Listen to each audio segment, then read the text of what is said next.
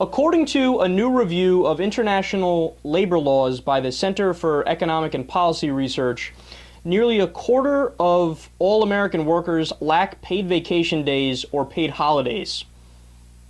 A quarter. 25% of workers lack paid vacation days or any paid holidays. The U.S. is the only advanced economy that does not guarantee workers paid time off. So, when I read that, I've gotten so jaded by these things because we've been talking about them for so long now, statistics and facts like this, where you're almost like, yeah, we're still getting screwed. What else is new, right? You turn into a grumpy old man. But then when you look at the specifics, man, it really, really starts pounding itself into your head.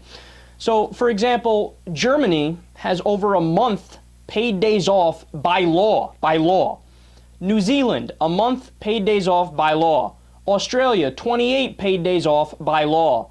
Denmark, 25 paid days off by law. France, a month off by law.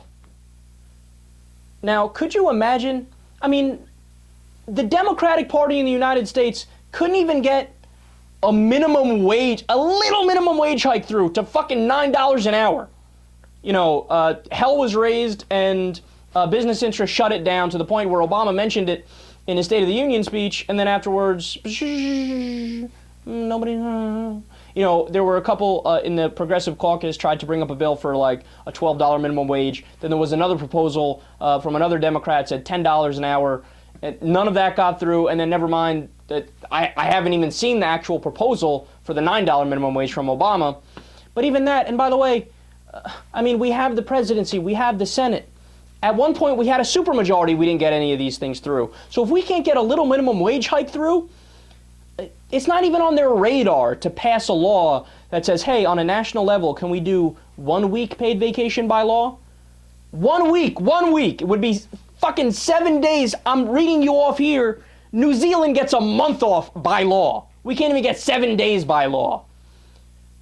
How right-wing is our politics? The business interests just basically have bought our government, and they just simply do their bidding. So things like this aren't even on the radar.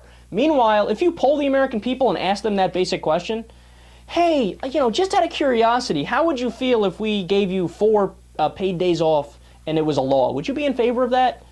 I think for the first time ever, we'd see a poll that breached the 91% in favor of universal background checks. It'd be roughly 97% of people. They're like, yeah, give me that. I want that right now. So, just to give you guys an example of how far right-wing our politics has gotten, listen to this.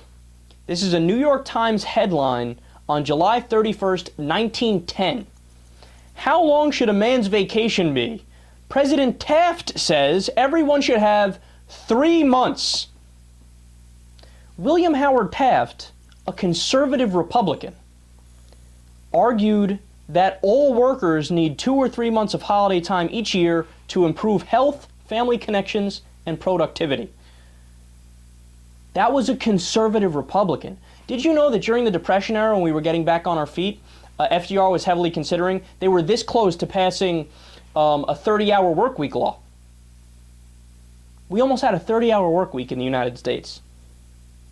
Now, if somebody brings that up now, you're laughed out of town. You're called a communist, a socialist, a Maoist.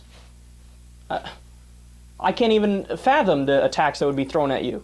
Meanwhile, William Howard Taft, a Republican in 1910, was like, yeah, 3 months off. That's what should be the rule of the day. 3 months.